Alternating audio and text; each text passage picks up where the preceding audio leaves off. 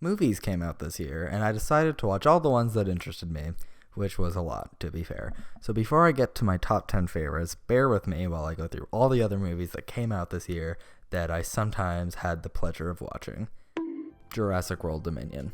This film killed my love for the franchise. It is so unbelievably boring and stupid, it's a major disappointment, and there's literally nothing to like here. I will make a video on it one day just so I could rip it to shreds. 2 out of 10. Blonde. While it isn't the worst movie I saw, it was probably my least favorite. An incredibly disrespectful and generally useless film. I'm already not a fan of movies that just try to make you sad without any other purpose, but this one's on a whole other level. I feel like everyone's subconsciously agreed to forget about this, and it shows because nobody talks about it. It doesn't have a lower score because as a film, it's just kinda mediocre.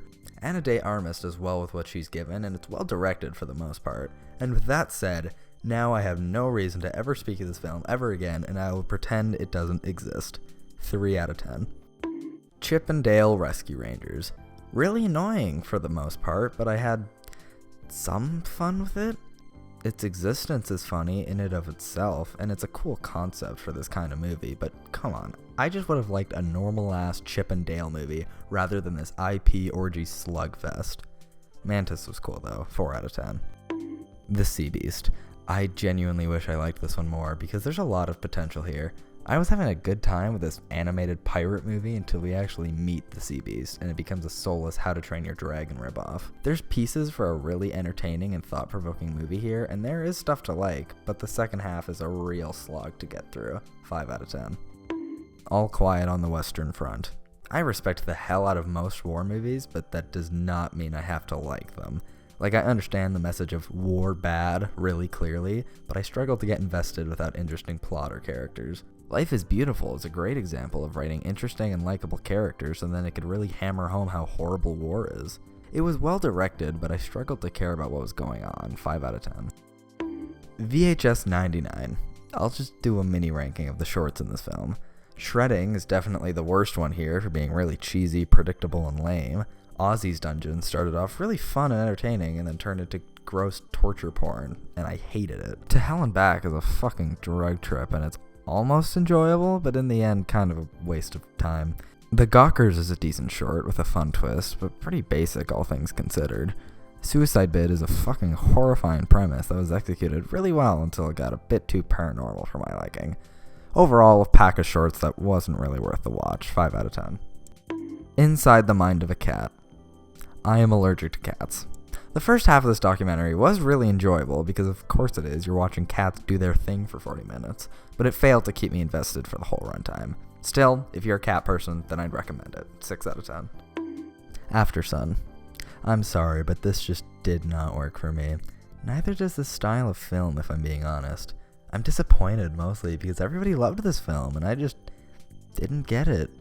I don't understand what's so heartbreaking about the story. It just seemed like chill childhood moments with sad scenes sprinkled in. I didn't get it, but you might, so you should watch it for yourself and form your own opinion. To me, it was chill and a nice time, but I didn't resonate with it at all. 6 out of 10.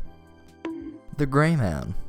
I haven't seen the James Bond films, so I'm not exactly sure what makes a spy movie so exciting and thrilling, but this was almost it, I guess? There were exciting scenes and wonderful moments, but I don't care about these characters, so the cool scenes didn't have much weight to them. Chris Evans is a fun villain though, I can't lie. 6 out of 10. Bullet Train. Same issue with The Gray Man. Cool action scenes, but not only did I not care about the characters, I actively disliked a few. There's some funny scenes and wonderful action, but damn is there some cheesy ass dialogue in this film. Like, I'm actually quite disappointed because it's a really cool concept and amazing setting. I am starting to love Brad Pitt more and more though, so 6 out of 10. Thor Love and Thunder. Yeah, everyone kind of clowned on this movie, and honestly, rightfully so. I hate what this film represents about the state of Marvel and what's going on behind the scenes. But, with that said, as its own movie, it's not that bad. It's stupid, but kinda fun. Chris Hemsworth is giving it his all, and that's admirable. Natalie Portman is alright as Jane, but I haven't seen any other of her performances that really stood out to me since or before Black Swan. So if there's anything that she's exceptional in, please give me recommendations, because as it stands, she hasn't really impressed me all that much. Gore is the best part about the movie for me, and I liked the first 2/3 just fine, but that final act is a bit of a slog. Looked cool though, 6 out of 10. The Whale. This is a very tricky placement because it's a much better film than some of the upcoming choices, but I also just don't like it more than any of them. Like, yeah, Brendan Fraser, Sadie Sink, and Hong Chow are giving excellent performances, Fraser especially. There's one shot of Fraser's face that's just heartbreaking, and it's all thanks to him and his facial expressions. It's just not a movie I like, and I get that's the point, but I left the experience mad for watching it, which isn't a good sign.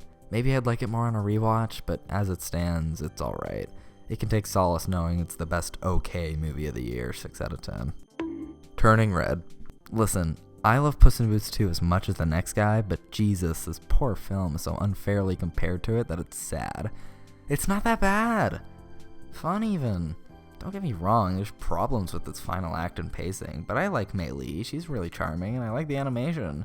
Let Pixar make smaller, simpler movies. They don't have to make masterpiece after masterpiece. They can make a fun, cute Canadian furry movie if they just want to. Let them be.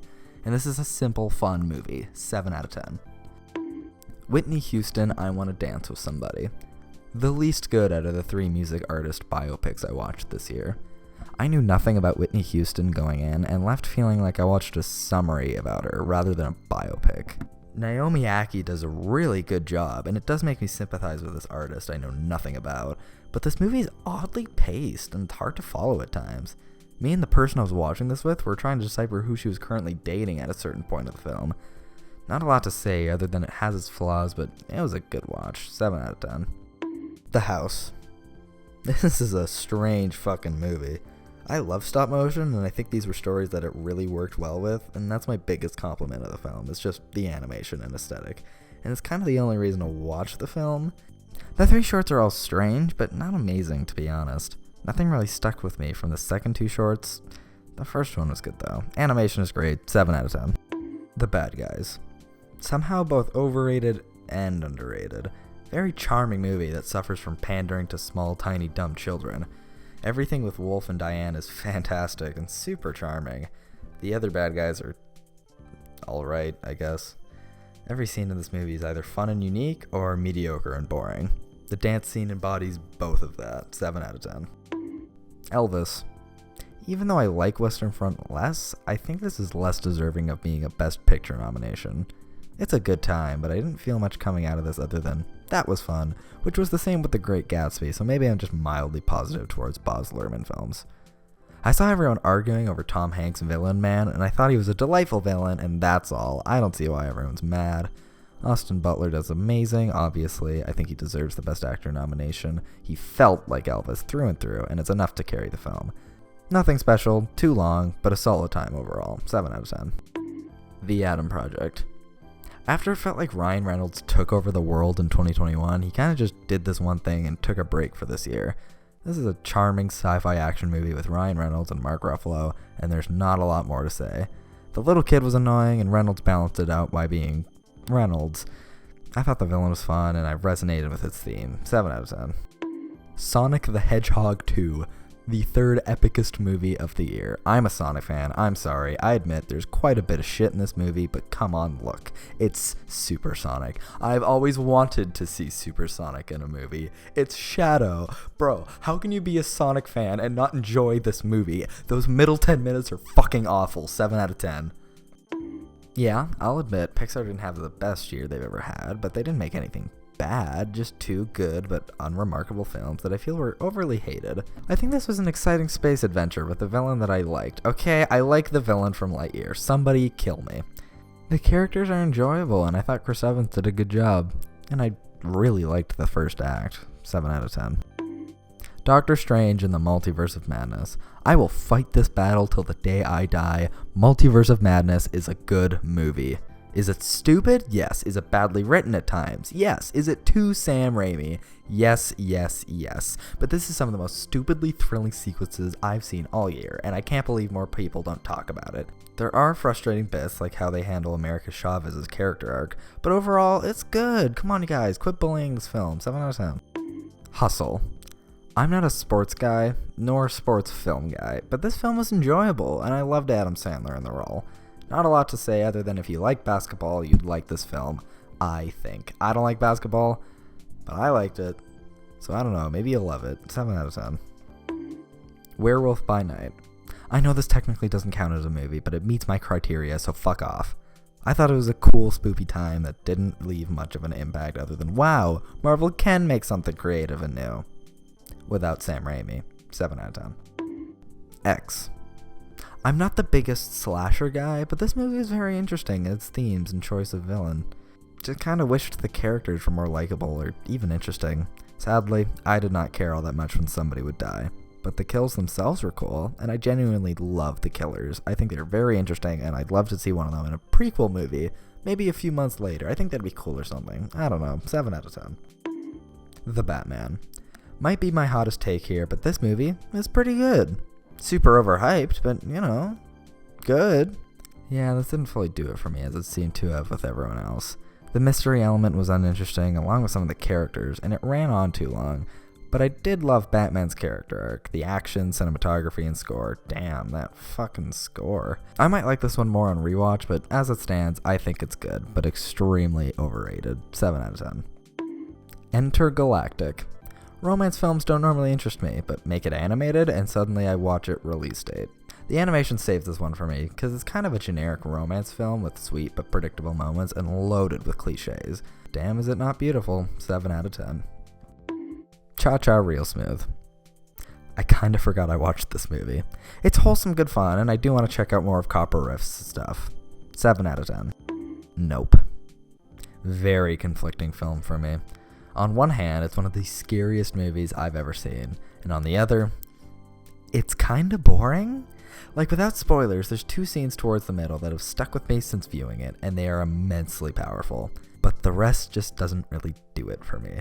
I like the characters enough, and I do think there's a very intimidating and scary antagonist, but the entire third act flops in my opinion. Didn't care enough about the characters to be that scared at the end, and I felt like I understood the monster too well at that point. Solid first act, amazing second, and mediocre third. 7 out of 10. The Black Phone. A solid horror flick that did what it set out to do, and not much else. Ethan Hawke was fantastic, and there was some wonderful child acting in this film, but some parts are more cheese than I'd like them to be. Not a lot wrong with this film, just not a lot special. I recommend it. 7 out of 10. Violent Night. This movie is stupid as fuck, and that's its best quality. David Harbour is great as old Saint Nick, and the action is spectacular. But every time the movie attempts anything emotional with its goofy-ass premise, it's a slog. And John Leguizamo brings it down just a bit, if I'm gonna be honest. But the gore and fun do make up for it. 7 out of 10. Barbarian. I actually really enjoyed this movie for the most part, except for its third act, which really brings it down quite a bit. It's best to know nothing going in, and I would recommend it. It's just a really frustrating final act that brings the whole thing down a peg. 7 out of 10. Wendell and Wild. I loved the animation, but the story's a bit weak. Don't get me wrong, it's creative and fun, but there's quite a bit of boring scenes and pacing issues. Key and Peele are great, and I love our protagonist, Kat, but the final act, again, is a bit rough. 7 out of 10. Smile. Another great movie with a shit final act. Okay, to be fair, it's not the final act that's bad in itself, it's the choice on how they ended the film. The first 2 acts are really good, though. Like, jump scares, cool mystery, wonderful premise, it's just that fucking frustrating ending. It bogs the whole thing down quite a bit for me. I'd still recommend, though. 7 out of 10. The Guardians of the Galaxy Holiday Special. Yeah, I know, it's not a movie, but it's fun. Fuck you, 8 out of 10. Bo Burnham, The Inside Outtakes. Now this one's an interesting watch. It's behind the scenes and scrapped footage from Bo Burnham's comedy special Inside, which shows how good that special is if it's behind the scenes is an 8 out of 10. Marcel the Shell with Shoes On. I clearly didn't love this as much as most others, but I still think this is a very wholesome and creative time. Learning about the life of this adorable little shell boy and his grandmother is so cute. I loved the animation, and the voice work here is some of the best of the year. I'd be okay with this winning Best Animated Feature at the Oscars, but obviously I have 2 other movies I'd rather get picked. Still a great time with little to no flaws. 8 out of 10. The Unbearable Weight of Massive Talent. Lord forgive me for enjoying Nick Cage and Pedro Pascal having fun for an hour and 40 minutes. It gets slow sometimes, but it's such a stupid blast of a film. Nick Cage is hilarious as himself, and even though I haven't seen most of the films he's in, I still felt like I was in on the joke because he plays the character so well. Like, now I want to meet him. He seems so fun. And Pedro Pascal is definitely a treat in this film. Some jokes don't land, and the end is a bit boring at times, but it's funny. Shut up, 8 out of 10. Black Panther: Wakanda Forever. Marvel's best outing of the year, easily. A sequel to Black Panther without Chadwick seemed impossible to pull off, and even though it's not as good as the first one, it still lives up to it and feels like a great sequel to the original movie. I love these characters at the end more than I did going in, and that's a huge plus for this film, and I'm very excited to see where these characters go. Ramonda is my favorite character, and Angela Bassett does a phenomenal job portraying her, and I hope she wins that Best Supporting Actress Oscar. Okoye is great, as always, but Shuri really grew on me, which I'm glad because I did not care for her all that much in the previous films. They haven't fully sold me on Riri yet, but I'll give it some time. She isn't horrible or anything, just kind of okay. The best scene was in the underwater world. Oh god, it's just so beautiful. I watched this on my living room TV and I was still in awe by this beautiful water world. Like, how the fuck did they do that? And no, I have not seen Avatar 2. It's a bit slow at times, but I loved this movie and I hope to see more great Black Panther stories in the future. 8 out of 10. Beavis and Butthead Do the Universe. Fuck you, it's funny. Fuck you, it ends with one of the funniest jokes I've ever seen in a film. Fuck you. Sure, it has a few scenes that just don't work, but god damn it, it's some of the best kind of immature humor out there. Fuck you, I'd take this over Family Guy any day. Fuck you, it's better than the first Beavis and Butthead movie. Fuck you, 8 out of 10. Prey. Finally, we get a good fucking Predator sequel. Or prequel, in this case. I genuinely think this film is on par, if not better than the original film. It's a really unique action thriller that kept me on the edge of my seat for a large majority of the runtime. I love the time period, and the way the Predator is less advanced yet still so threatening is so interesting for a prequel that practically has nothing to do with the first movie. The film's very well directed, and the gore is plentiful. 8 out of 10. Good luck to you, Leo Grand. This is probably one of the most wholesome movies of the year, which says a lot because Marcel came out this year. An extremely underrated sex-positive comedy about Nancy Stokes, played by Emma Thompson, who does a phenomenal job, hiring a sex worker named Leo Grand, played by Daryl McCormick, who also does great. These two are the leads, and the only real characters in the movie, and they are more than enough to carry the film. It's got themes I don't see explored all that often in other films. Its unique 3-act structure I think is really good for this kind of movie, and I very much recommend it. 8 out of 10. Don't Worry, Darling. You all are going to have to hold your breath with this one. I really enjoyed Don't Worry, Darling. Sue me. I love Florence Pugh. I love Harry's weird acting. I love this weird world and this strange-ass Chris Pine character villain dipshit. And this fun twist, and yeah, I definitely gave this one too much credit upon release because it's really stupid, but damn it, I had fun. I was thrilled, I was satisfied, screw the controversy, watch this movie, you might actually fucking like it. 8 out of 10. Pearl, my 5th favorite horror movie of the year. I loved Pearl a lot more than X, and I hope to God Maxine sticks the landing. Pearl is a movie that, to my knowledge, has never really happened before. Like, they were making X and just came up with a new movie and shot it in the same set with a minuscule budget in secret and released it in the same year. Like, you gotta admit, that's fucking cool. And the movie itself is great, with Maya Goth being one of my favorite actors of last year, if not my favorite, excluding Brendan Fraser and Michelle Yeoh. I find Pearl struggles with being an actual psychopath so interesting and fucked up. I was glued to my screen.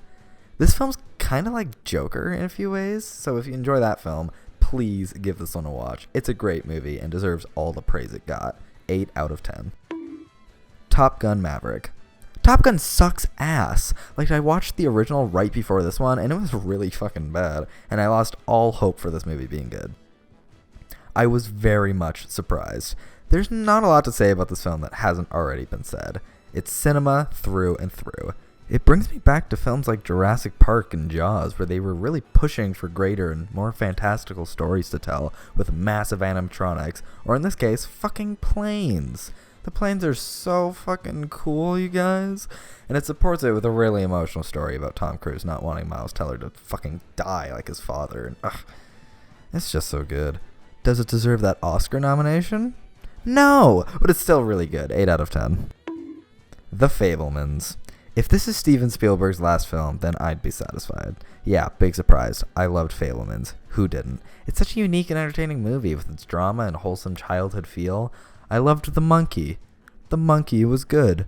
As good as the drama is with his parents, my favorite scenes are really just the fun Christian girl's house scene or the monkey or shooting their war film. I just found it all so fun. I really should watch more Spielberg movies. 8 out of 10. Babylon. This movie's fucking bonkers and I love it. The opening is a lot to say the least, and at first I kinda hated it. But once I got into the tone and vibe of the movie, I ended up enjoying it tremendously. This movie never takes a breath, and at the same time, that could be overwhelming, but there are times where it really pays off. The scene where they're trying to film a scene is my personal favorite because of how close to home it feels.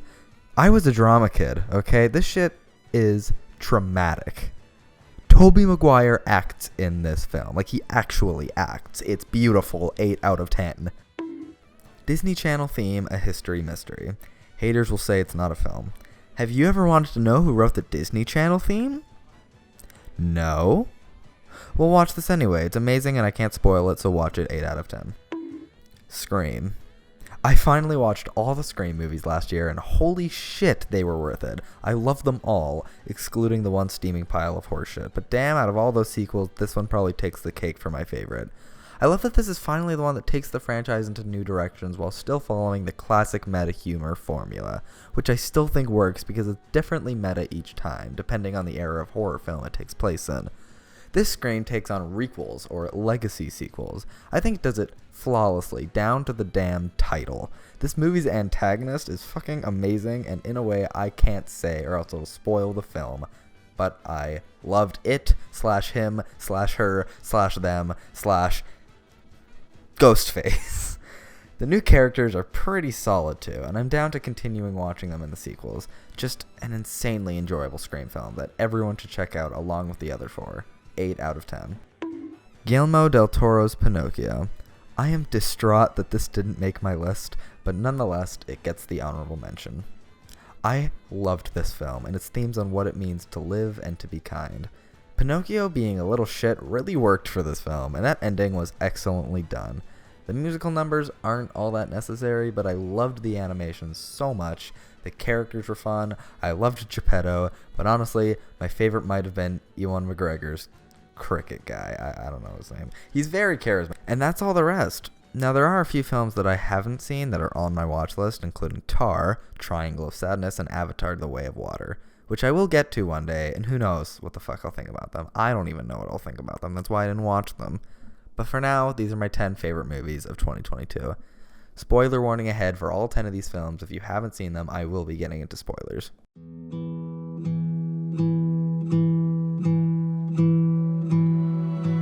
Bones and all. The moment I heard cannibalism romance, I was hooked. And I'm happy to report that the film delivers phenomenally on both the cannibalism and the romance. Now, obviously, it's a bizarre premise for a film, but it's just so interesting. These people can't help the fact that they eat people, and it's just a basic need for them. So learning how they live and choose who they eat and how they feel about it is such a unique and fun time. Watching their relationship grow from just needing each other's help to learning to love one another is beautiful to watch unfold. And it wouldn't have worked without amazing leads. We follow Marin as she learns who she is and what she has to do to live as the needing people. And after meeting Sully, who's kind of a weirdo, she meets Lee, who's just like her, and having an appetite for human flesh. I loved Taylor Russell in Lost in Space, and even Escape Room, despite how much I hated that fucking movie, and here's another fantastic performance under her belt. And I don't know Timothée Chalamet all that much. I haven't seen him in any other film, but he does a great job as Lee. I think the choice to make the cannibalism a need rather than a want was an incredibly good decision, because it's a lot easier to sympathize with these characters when we know that they don't want to do the things that they're doing, and if it were up to them, they'd never kill again. It's a sad story, but has the most wholesome and beautiful scene I've seen all year. It actually made me cry, and yeah, it does have a bummer ending, but it feels almost bittersweet.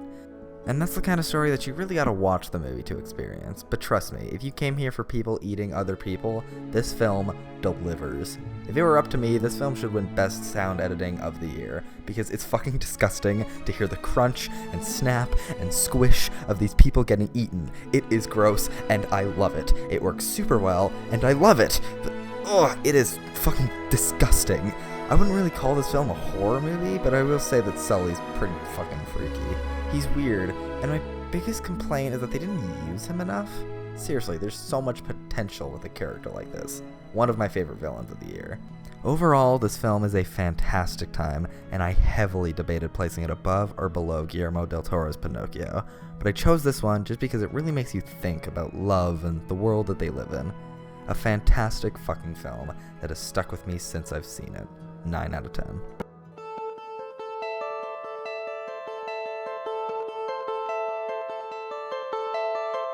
Women talking. The fact that this 2-hour film of women just talking isn't incredibly boring is a fucking miracle. I'm not sure how much of this film was based off its source material or not, but god damn it is it excellently written. It's somehow incredibly compelling despite being one location, little plot progression, and is practically just one scene stretched out to a 2-hour runtime. So how does it work? Well, it's a debate between a group of well-developed, interesting women who have all been sexually assaulted in a colony, deciding what they should do about it. People's opinions sway, they get angry, and the whole time you're wondering what they will end up doing, which keeps you intrigued throughout the entire movie.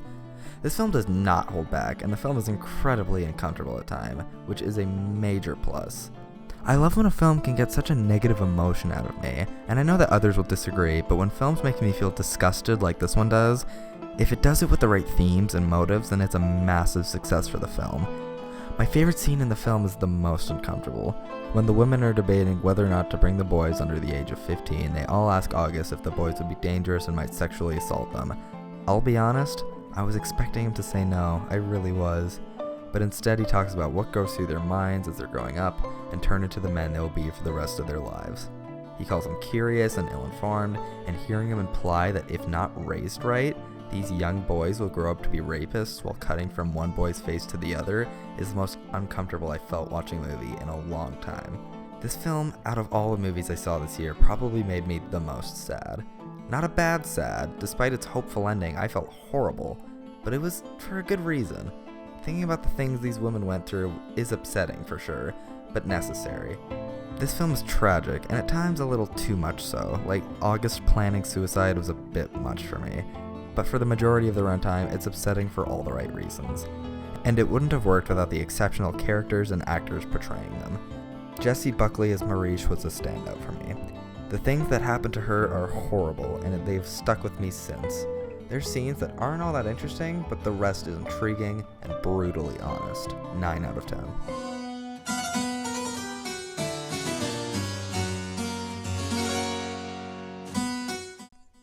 Glass Onion, a Knives Out mystery.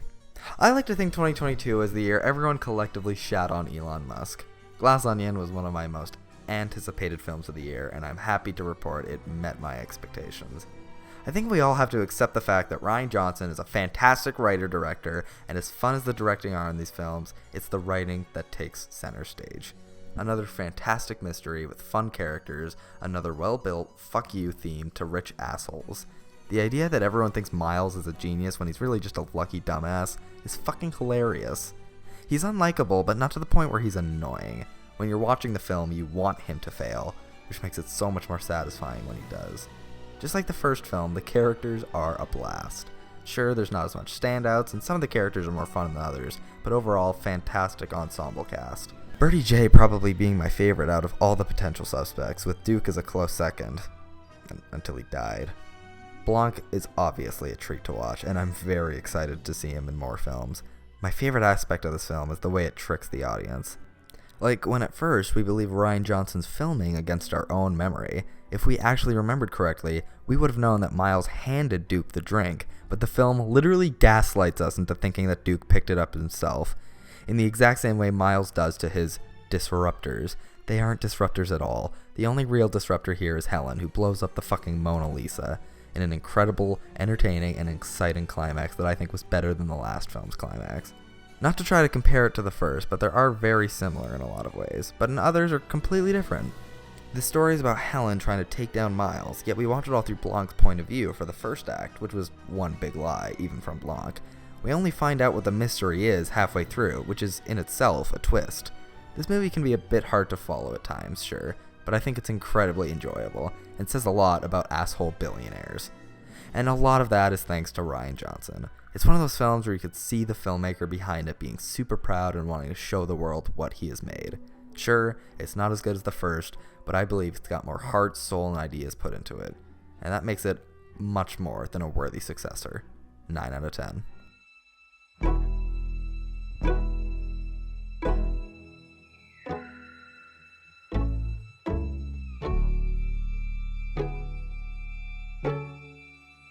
Everything Everywhere All at Once. This film was instantly a classic upon release.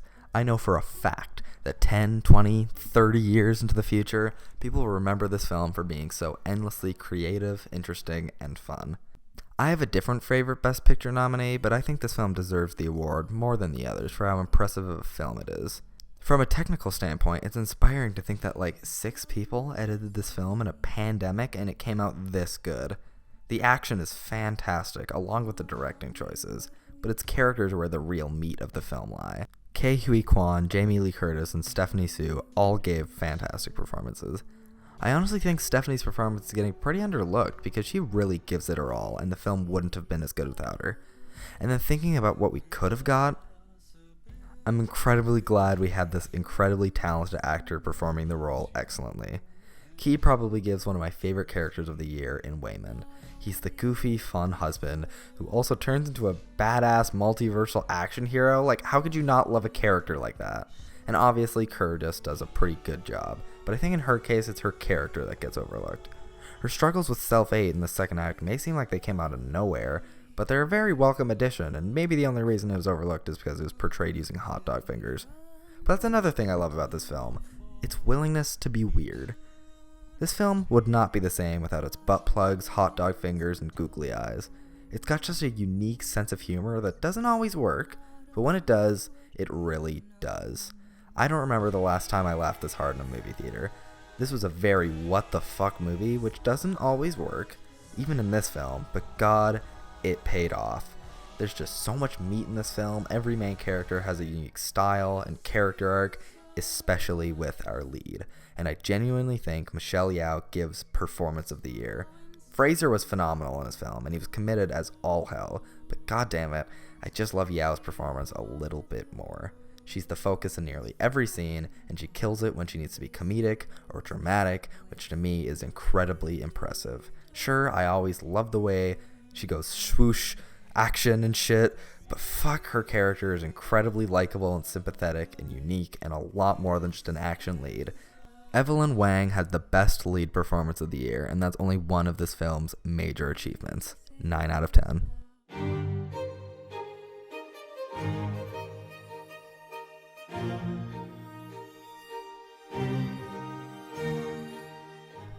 The Menu. I made a video on this one, and all my opinions still stand. If anything, it got better with time. I still love how this film tackles the subject of service workers, which is a theme I haven't seen explored yet anywhere else. Our protagonist and antagonist are a lot more alike than we see at first. They're both service workers, one in food and the other in sex, who has lost a passion for what they do, and just do it to make a living, or it's because it's what's expected of them. Chef Slowik obviously takes it to an extreme, but at his core, he has a very similar problem with Margot, and you can see that he even admires her a bit. She doesn't even feel exactly the same way, though, for obvious, sane reasons, but she understands Slowik, and is able to escape the murderous food dork cult to play to his inner thoughts and desires in the exact same way as service worker would. She gives him a chance to do what he truly loves, and because of that, he lets her go, and it's incredibly powerful stuff. But also, this movie's just fucking fun as hell. You never know what's gonna happen next, and it's incredibly thrilling. One of the most exciting films I've seen all year. This movie's able to switch from comedy, to action, to drama, to horror. It's exceptional, and some of the performances here are super enjoyable. Ralph Fiennes as Chef Slowik is obviously the star of the film, but Nicholas Hoult as Tyler gives one of the funniest performances all year. The entire film, he's such an annoying little shit about the proper way to enjoy food, and it feels like he's just an annoying film bro, but for food. He's so devoted to food criticism that the unsupportive words of a world-renowned chef gets him to kill himself. Obviously, I'm not sure that's exactly what he told him, but I like to think that's what it is, because it's funny and it fits well with his character. But honestly, I love how they kept it ambiguous, especially with that ending. One of my favorites of the year, just because it's able to keep up the interpretation level and still work as an ending, however way you interpret it. Which makes sense with a movie about art, and how there's no real rules to enjoy it. This world-renowned chef can make a basic-ass cheeseburger if he wants, and that's okay. He's only partially making it for Margot, but he's also doing it for himself, to enjoy making art once more. He's only partially making it for Margot, but he's also doing it for himself, to enjoy making art. Margot's doing the same thing back by letting him do what he loves, which gives her joy. That's the magic of art sometimes.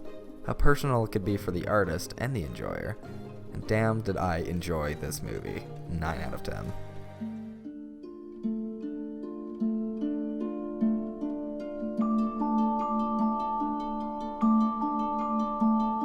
The Banshees of Inisherin, my personal pick out of the Best Picture nominees this year. For such a simple concept, this film takes its ideas and themes so far, and it's massively impressive. This film is simple, yet super effective. It's amazing how this film can be so funny at times, and then completely switches lanes halfway through, and suddenly it's incredibly sad.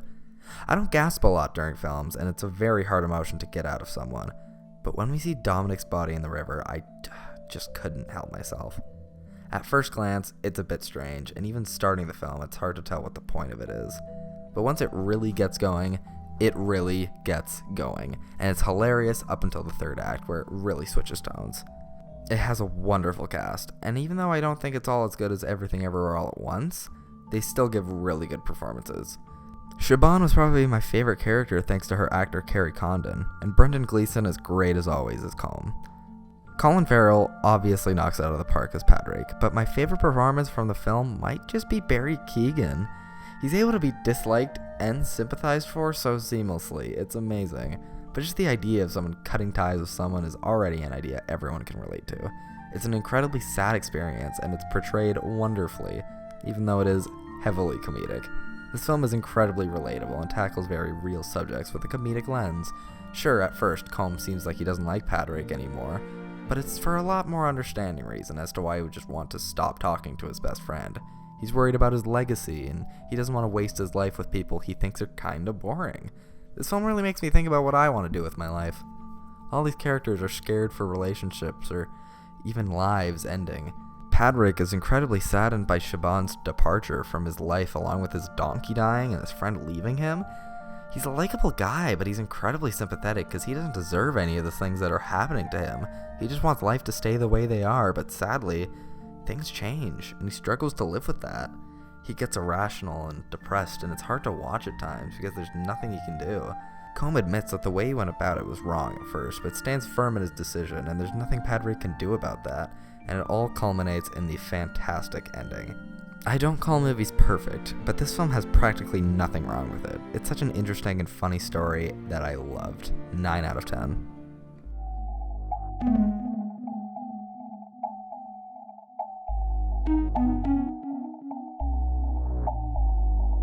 Bodies, Bodies, Bodies. I feel like I love this movie more than anyone else in the world. Now, I know that's not possible to measure, and yeah, there's probably people who love it more, but I just don't see enough people talking about this movie. Especially not enough people my age, which is surprising because I think it's people my age specifically who need to watch this film. And again, I gave a spoiler warning, but that goes double for this film. If you have not seen it, skip this section. So even though it disappointed some people, I think David dying from filming a TikTok is essential to this movie's themes on manipulation and deceit. If there were a killer, this would have just been any other slasher, but the fact that it's a stupid choice that these characters make that lead to their demise makes it so much funnier. This movie is hilarious, mostly just because of how real it feels. The movie never stops to let you laugh. You're laughing at these characters and with the film. These characters are, for the most part, not very likable, and you never really care if they're gonna die or not, so seeing them all argue over podcasts and gaslighting while waving guns around is the funniest shit in the world. As much as I think this world has been beaten to death, This is the perfect example of a toxic friend group, and that's very much intentional. These characters are manipulative and incredibly selfish. Sophie's a wonderful example of this. She's a manipulative asshole who's only really here to get her connections back, which David even calls her out on. But even little things she does have intent to further her personal wants. The first line of this movie is amazing. I love you.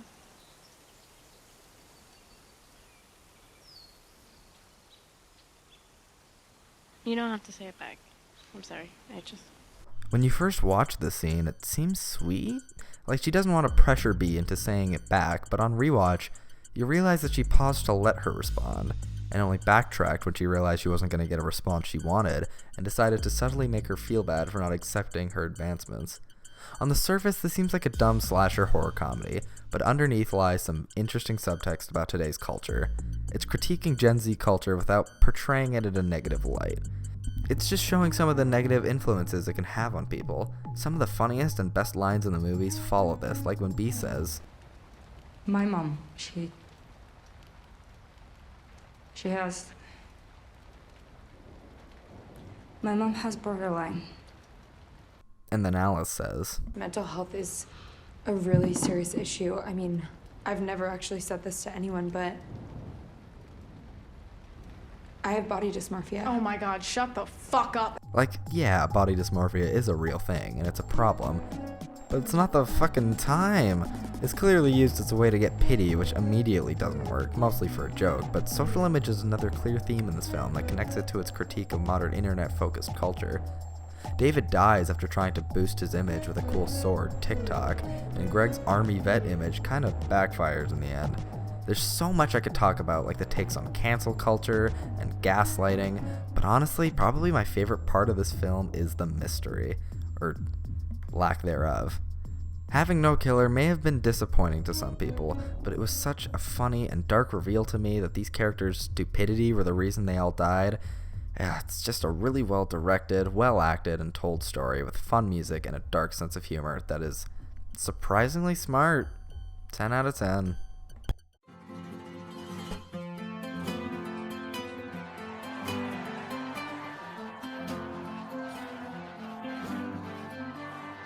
Puss in Boots: The Last Wish. I love the Shrek franchise as much as the next guy, especially Shrek 2. And I used to be hesitant to say this, but now I'm confident. Puss in Boots: The Last Wish is the best film in the Shrek franchise.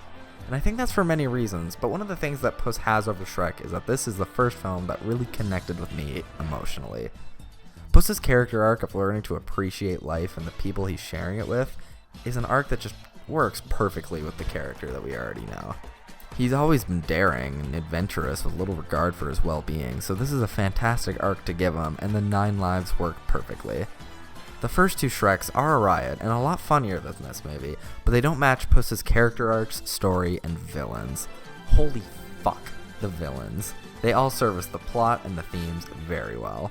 Goldilocks has to learn that the family she's always wanted was with her all along, and that she doesn't need to yearn for a better life and to just be happy with the one she already has, just like Puss.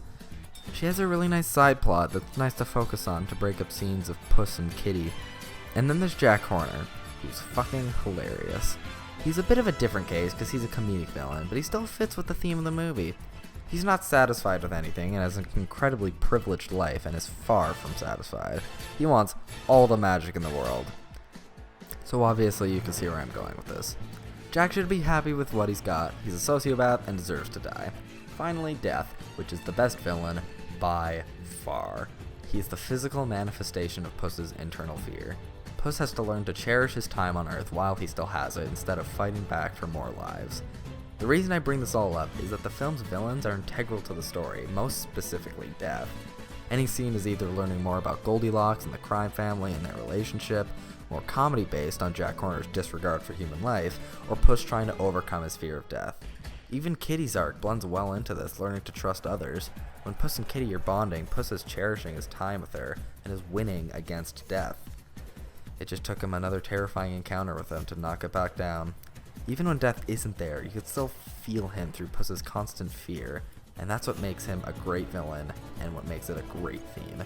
Everything connects to it in some sort of way, and that makes it an incredibly tight screenplay. 10 out of 10.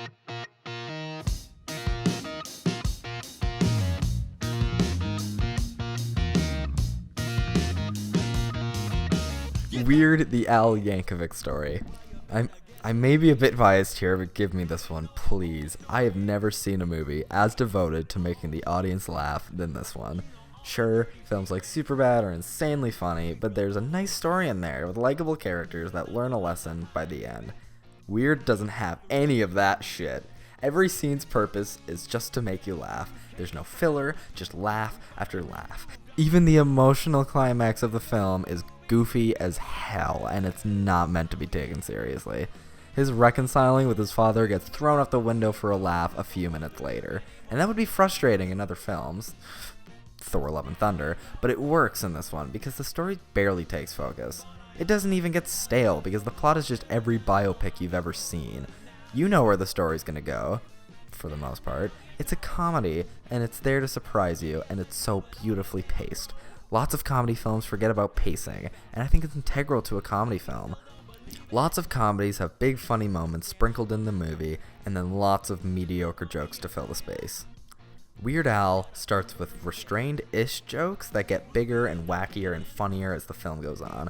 I kid you not, the credits are probably the best part. One of the things a biopic can do can make its directing and editing replicate the style of the artist. Rocketman does this amazingly, and Elvis does it well, and so does the Weird Al movie. Bohemian Rhapsody doesn't do this, and I think that's why people were very critical towards its editing choices. I mean, sure, the editing's fine for the most part, some scenes are shit, but I think people are just critical because it wasn't Queen. You're telling me they made a movie about Queen, and it had the most basic directorial style possible? I mean, come on, it's such a missed opportunity. Weird, thankfully, doesn't fall down this pitfall by making a movie that just oozes with Weird Al style. Granted, this had the privilege of having Al on the team, but nonetheless, the spoof angle works perfectly, because in other words, it's sort of a parody of other movies. It's shot and directed like other dramas or action films, because that's what it's spoofing. I mean, with a premise like that, I feel like the movie nearly wrote itself. Not to take credit away from the writers, because there are unexpected jokes in here that just work perfectly with the premise. But I also feel like it's a premise that works perfectly with these writers and knew exactly how to make this movie hilarious. But you can't have a funny comedy without funny characters, and this film delivers. Al himself is wonderful. He can somehow balance being goofy and funny while also being the straight man, similar to George Newman from the original UHF. And like Newman, he's such a likable protagonist because the world seems to be against him at times. You just want the poor guy to succeed. Even though it's played for laughs, his struggles, as hilarious as they are, still build a connection to the audience thanks to Radcliffe's amazing performance. But nobody shines in this movie more than Madonna. It's already a hilarious move to make Madonna the co-lead in the Weird Al biopic, but making her the villain was the cherry on top and leads to the funniest jokes in the film. Evan Rachel Wood is unhinged in this role, and she's genuinely one of my favorite antagonists ever, simply because she's manipulative, ruthless, and cold-blooded, while also being so Madonna. They carry the film, but almost every character has a great line, including his parents, Dr. Demento, his band, Guy from Queen, etc. Is it worthy to be the second best movie of the year? Yeah, no, it definitely is. To me, at least. But maybe that's just because I'm a die-hard Weird Al fan. I've been waiting for this movie to come out for years, and it's everything I dreamed it would be, and more. I knew it'd be great, but not the funniest movie I've ever seen. But it was a welcome surprise. 10 out of 10.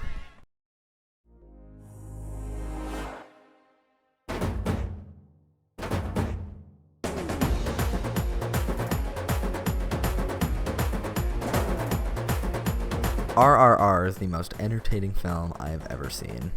It's somehow more exciting, funny, and charming than most modern blockbusters. Raju and Beam are one of my favorite pairings ever. Raju has a tragic backstory and understandable goal that he's pursuing the wrong way, which matches with Beam, who is the most wholesome man put to film. He never has any ill intent, all he wants is to rescue a little kid from the British Empire. But these characters, as good as their intentions are, their ways of achieving them clash together, and after becoming fucking besties, they have to fight each other to achieve their goal, and it's heartbreaking and one of those best action scenes I've ever seen in my fucking life. This film is epic in a way I've never seen before. There is so much emotion in this film. One scene makes you want to get up and dance, and later you're sitting there crying because poor little Beam is being tortured.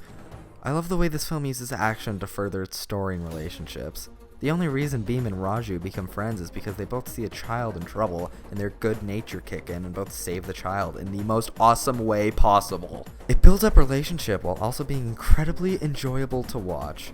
Later on in the movie, whilst Raju and Beam are fighting, Raju uses fire to his advantage while Beam uses water, which symbolizes the different way the two characters fight against oppression.